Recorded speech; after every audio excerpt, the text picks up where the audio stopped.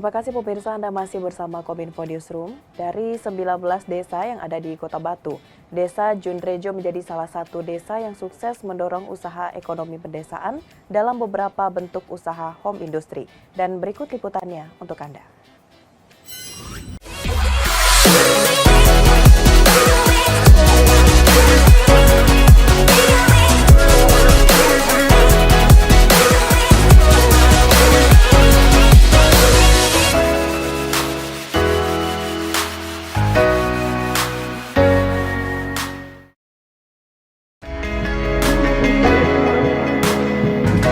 Kota Batu adalah salah satu kota di Provinsi Jawa Timur dengan berjuta pesona di Indonesia.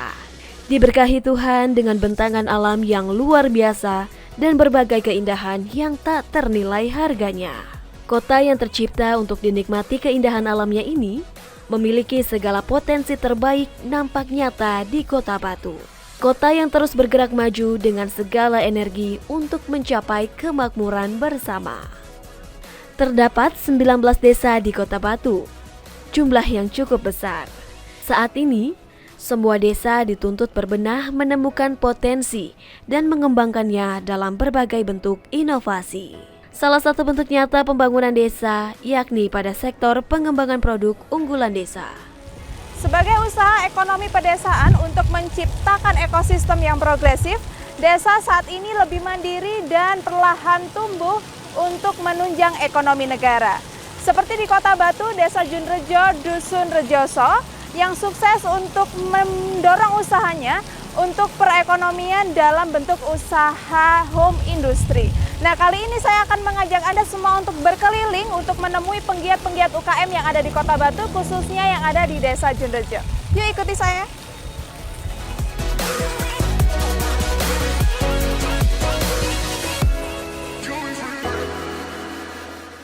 Untuk menuju lokasi desa ini hanya membutuhkan waktu 15 menit dari pusat Kota Batu, Jawa Timur dan dapat ditempuh dengan menggunakan kendaraan roda 2 maupun roda 4. Desa ini memiliki potensi yang ditawarkan mulai dari wisata alam, buatan, hingga kuliner.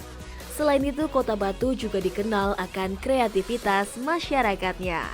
Berbicara mengenai kreativitas, setiap orang memiliki ide cemerlang yang dapat menciptakan atau mengubah sesuatu menjadi sebuah mahakarya. Berbagai macam hal dapat diubah menjadi barang bernilai jika mampu melihat peluang yang ada.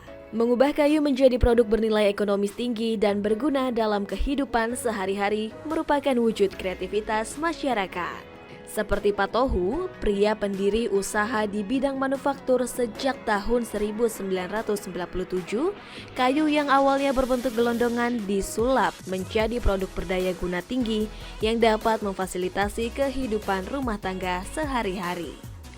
Kerajinan gini sendiri, bisnis milik Pak Tohu ini berdiri mulai kapan sih Pak? Mungkin bisa diceritakan sedikit? Kalau berdirinya ini pada 1997. Oke. Kita berjalannya sampai tahun 2000 sampai sekarang. Oke, sudah lama banget berarti Pak ya. Dari 1997. Oke, nah itu awal terbentuknya gimana sih Pak? Mungkin bisa diceritakan? Awal terbentuknya saya ngabdi dulu di kerajinan kayu Arjasa yang dimiliki pimpinannya Pak Sukardi. Nah, itu saya ngabdi di situ sekitar 7 tahun. Nah, lalu kita berusaha sendiri dan itu dukungan dari beliau. Oke, nah untuk dalam sehari itu bisa bikin berapa banyak sih Pak untuk? Kalau dihitung harian tidak bisa, tapi kalau dihitung mingguan itu bisa sekitar 500 PC.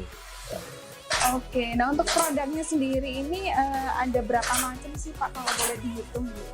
Kalau dihitung lebih dari 100 karena kan produk kita kan tidak monoton, kita berubah per minggu itu berubah produk.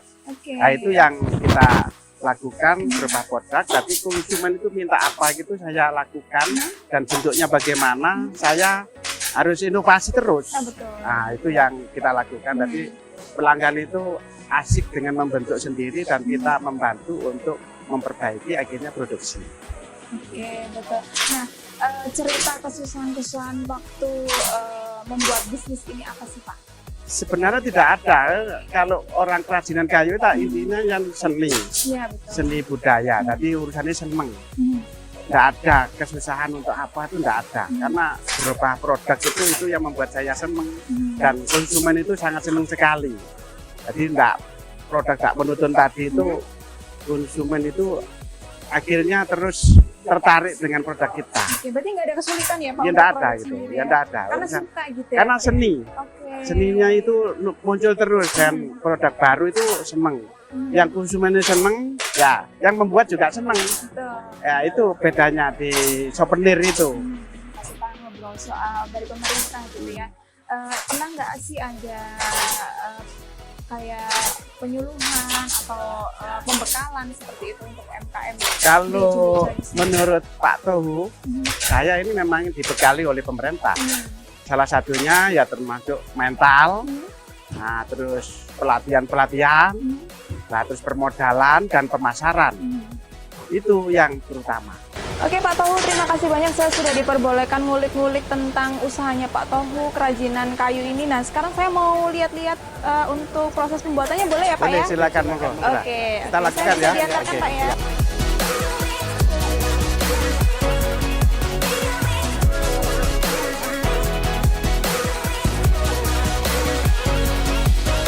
Kolaborasi dan partisipasi bersama menjadi kata kunci yang mampu untuk menggerakkan sektor ekonomi desa ini. Mereka saling membantu, saling memberi dorongan, dan saling bergotong royong. Perlahan tapi pasti, usaha warga untuk mengangkat nama baik desanya dengan menghasilkan lapangan kerja baru. Tidak hanya hidup sendiri, namun mampu memberikan kehidupan untuk masyarakat di sekitar. Kepala desa dalam rangka memuliakan masyarakat, mengambil langkah strategis dengan merangkul, melibatkan diri, dan kerjasama untuk mendukung usaha pedesaan agar mempunyai daya saing multisektoral dan multidimensi baik di kancah nasional maupun internasional. Rejoso harusnya menjadi sebuah aset tidak hanya bagi Rejo tetapi juga bagi pemerintah Kota Batu, karena mayoritas 70% dari warga kami adalah pelaku UMKM yang mana tidak dimiliki oleh desa-desa yang lain. Potensi-potensi yang ada di sana UKM ini sangat beragam. Pada perjalanan waktu ada banyak memang merubah profesi-profesi yang ada di sini. Jadi di beberapa dusun yang sebelumnya adalah mayoritas petani, sekarang sudah mulai banyak bergeser dengan berkembangnya waktu.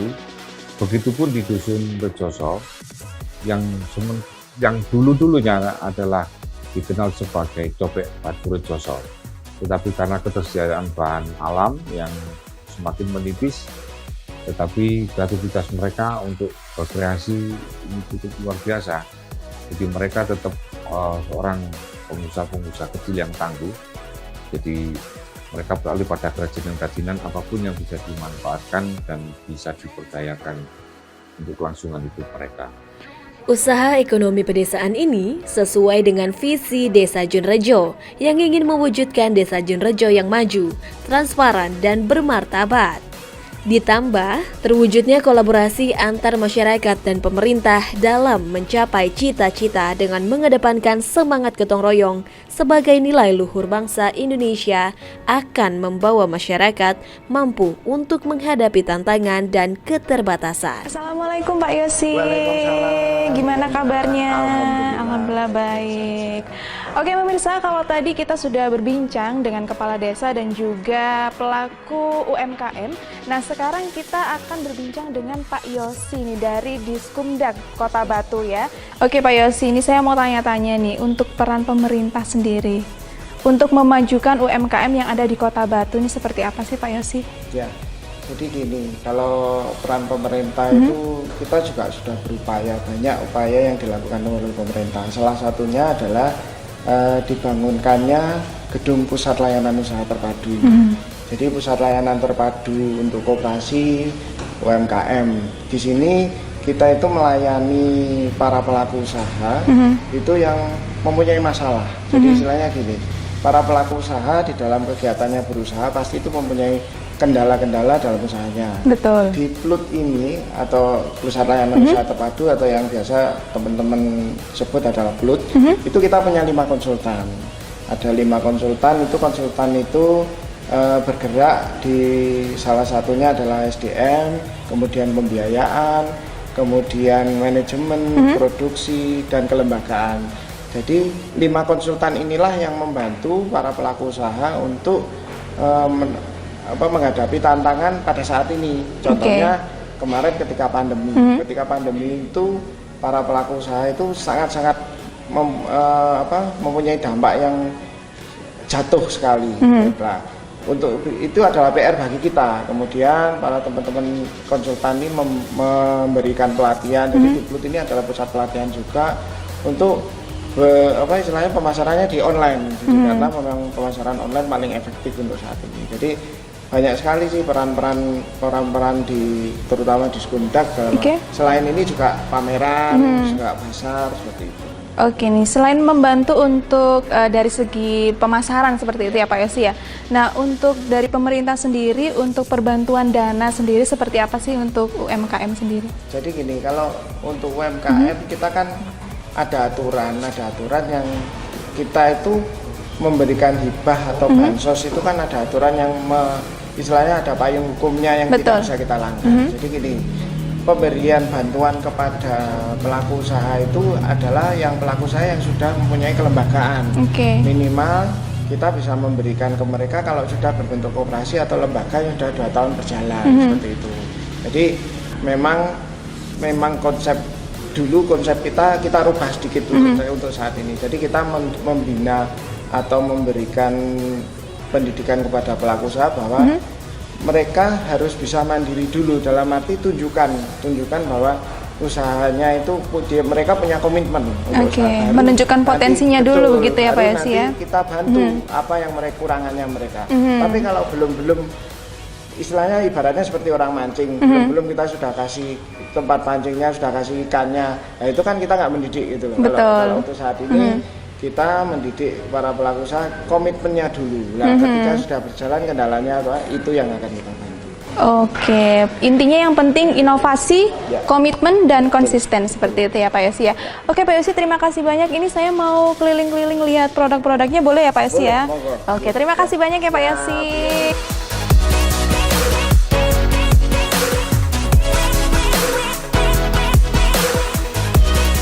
Keberadaan kampung usaha kecil menengah yang 80% penduduknya adalah pelaku ekonomi kreatif diharapkan menjadi lampu terang untuk melambangkan Desa Junrejo, Dusun Rejoso, kampung UKM di Kota Batu khususnya. Saya Putak Tavia pamit, sampai jumpa.